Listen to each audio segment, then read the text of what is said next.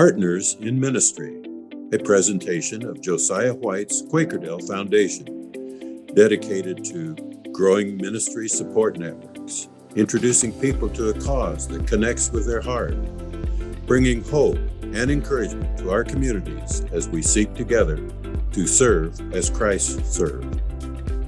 Hey, welcome. This is Dan Smith with Partners in Ministry, and I have the privilege today of talking with Roxanne Petersen, the Executive Director of ATLAS of Central Iowa, and a board member, Bambi. So welcome, guys. Thank you for having us. Thank you.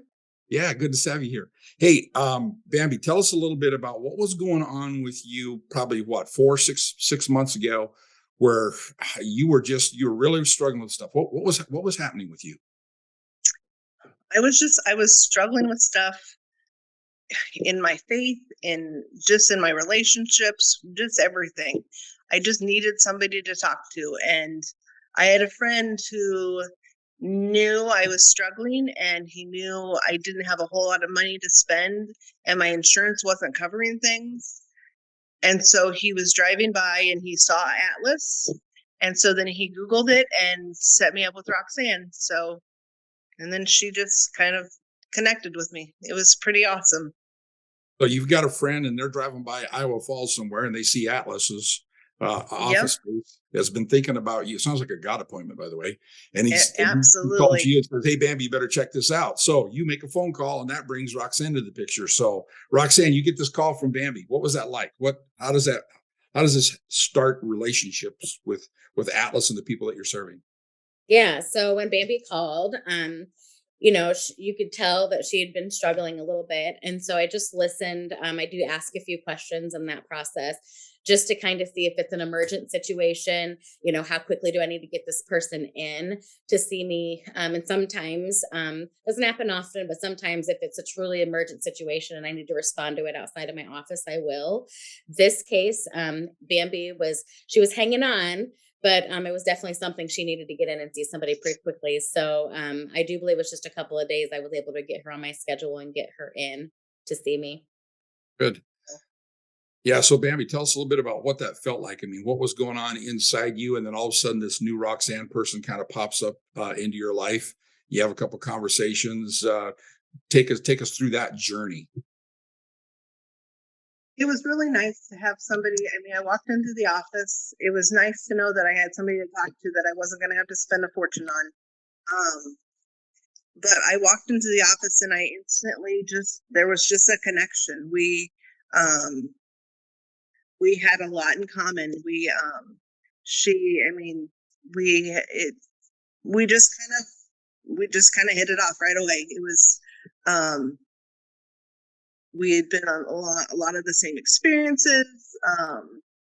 She just listened, and she just seemed to care. It was just really nice. It was a nice feeling because I hadn't felt like anybody was just listening to me before that. It was just nice. Yeah. Now, Roxanne, when you are reaching out as a pastor, I know that I experienced this too. There's a couple ways you can do things. You can do things as a clinician. Basically, I have the answers and I'm going to help straighten you out. Or you can do it as a friend, a mentor, a coach. Been there, done that. Let's just talk and figure together. Let's figure out what the next best step is. Which way would you classify how you do things at ATLAS? Definitely a coaching perspective. I approach things really in the relational way, in the sense that I have had a lot of experience of my own, and I don't necessarily share those with people unless I need to build that relationship and that trust. Bambi was definitely closed off when she first came in, but I can tell just in my experience, that body language and that feeling of like relief that, okay, finally I found somebody that I actually can connect to and relate to. And I think for her, the most important thing, and we've talked about this, was trust. It was, being able to go somewhere that she could actually trust someone with the information. I most certainly don't go with it that, hey, you should be doing this and doing this. It's, my guess is this, my guess is you're feeling this way, or have you tried this, And one thing about Bambi that I want to share and I loved was working with her was just super easy, even though some of the stuff she was coming in with was pretty tough stuff. And it was very emotionally difficult. And quite frankly, for both of us, because when you see somebody sitting in front of you hurting the way that she was hurting, and, naturally we just want to like hug that person or grab them and be like, I always want to make it all better. Right. But it really truly is, as a mentor, we have to take a step back and we really got to like allow this space for them and let them process it, but you process it with them. And one of the things that we do here is we have evidence-based curriculum that is, it's just beautiful and it works. And Bambi has been working on that, and it just opens up that conversation and that dialogue. And sometimes we get off or whatever, but I think that's supposed to be. When we veer off over here, we're supposed to go there. That's the beauty of this. You get to explore all avenues with it. But most importantly, with the mentoring relationships and the coaching, is we don't stay on the surface. We go deep. We go deep into the root of what really is going on, because a lot of times when someone's coming in and maybe they're struggling in their marriage or they're struggling in relationships with other people, it's not so much about what's happening right here. It's like, what happened here and how are those things connecting? So I'll give you an example. Is a lot of times if, maybe they're struggling in their marriage or something like that, it's not necessarily about what's happening in the marriage. It's about maybe what happened when they were 10. Right. And how they're connecting that to maybe a sense of rejection or something and that nature. And so that's what we do, is we go pretty deep into that, which I know might sound therapeutic or therapy, but it's not.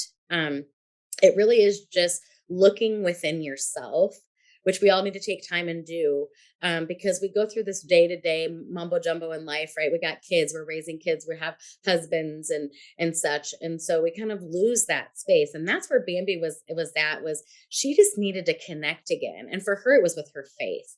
She needed to connect to her faith so that she could move forward.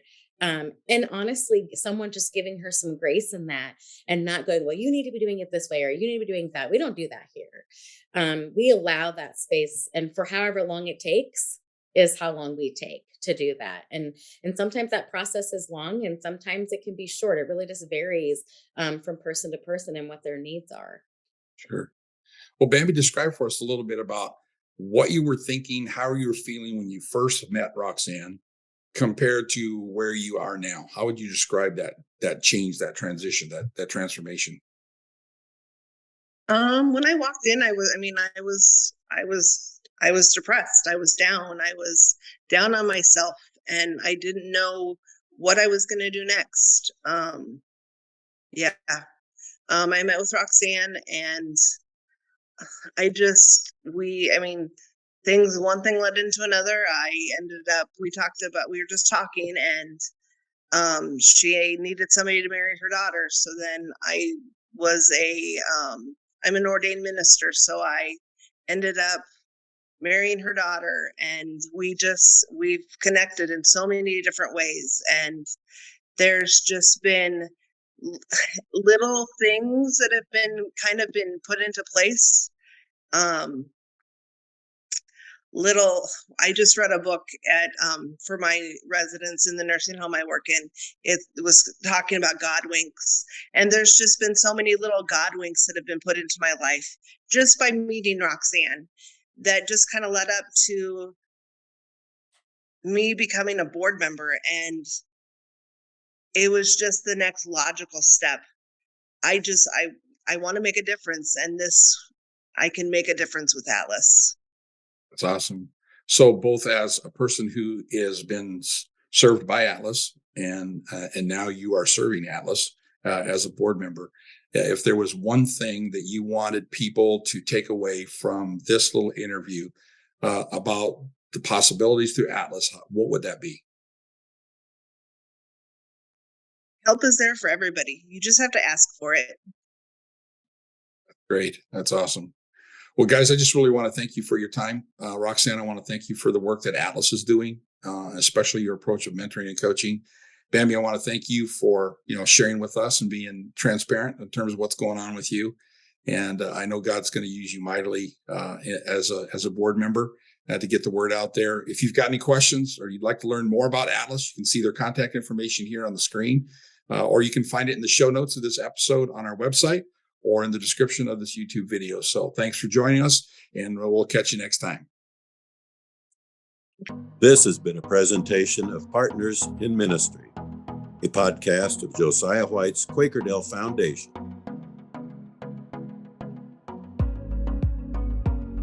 To learn more and see the show notes for this and other episodes, visit our website. To stay informed of up and coming broadcasts, subscribe to our e-newsletter. To invest in our mission, donate today.